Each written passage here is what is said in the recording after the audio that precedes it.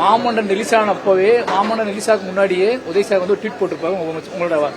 உங்களோட வாழ்க்கையில சிறந்த படம் வாழைன்னு போட்டிருப்பாரு. அது நீங்க பாக்கல, அன்னைக்கு பாக்கல. புரியுது உங்களுக்கு? முதல்ல வாழையை பத்தி ட்வீட் போட்டது உதயநிதி சார் தான். ஓகேங்களா? இந்த படத்தை ஃபர்ஸ்ட் எடிட் பார்த்தாரு. அதுக்கப்புறம் மியூசிக்லாம் பண்ணுறதுக்கு ஒரு டைம் பார்த்தாரு. இப்போ சமீபத்தில் ஒரு டைம் பார்த்தாரு. ஓகேங்களா? அவருக்கு என்ன சொல்றது, வாழை மாமன் அப்பவே வாழை ஷூட்டிங்கே வந்திருக்காரு அவர். ஓகேங்களா? அவரை கிளாப் பண்ணி தொடங்கி வச்சாரு. அவர் என்கிட்ட பேசிட்டு தான் இருக்காரு. அந்த ட்வீட் தேடி போய் பாருங்க, அவர் ட்வீட் போட்டிருப்பாரு.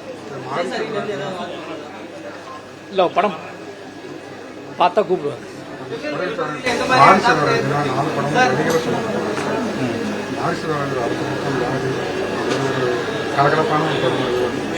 கலகலப்பான அப்படின்னா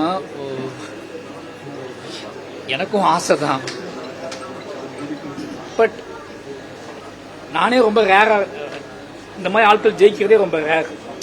நானும் இது கலகலப்பு நீங்க நினைக்கக்கூடிய எல்லா விஷயம் சொல்றது நிறைய ஆட்கள் இருக்க மாதிரி எனக்கு தோணுது. ஓகேங்களா? பட் நான் கலகலப்பா இருந்தாலும் கலகலப்புலயும் ஏதோ ஒன்று நடந்துருது.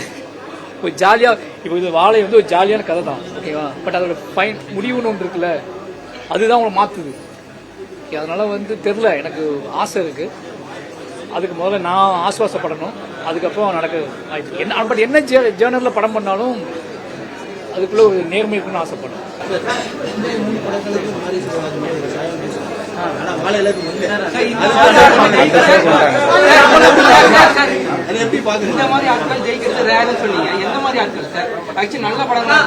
அப்படிலாம் இல்ல, ரொம்ப கீழ இருந்து அடிமட்டத்துல இருந்து ஒருத்தர் எந்திரிச்சு எல்லா தடைகளையும் தாண்டி எல்லா வழிகளையும் தாண்டி அவனே வந்து முட்டி மோதி நிற்கும் போது அவனுக்கு தன்னோட முதல்ல அவனுக்கு எது ஹெவியா தங்கியிருக்கோ அந்த கதையில தான் சொல்லிட்டு வருவான்.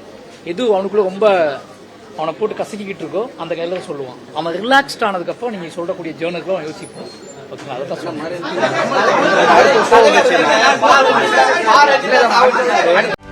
செய்திகளை உடனுக்குடனும் துல்லியமாகவும் தெரிந்து கொள்ள சப்ஸ்கிரைப் பண்ணுங்க.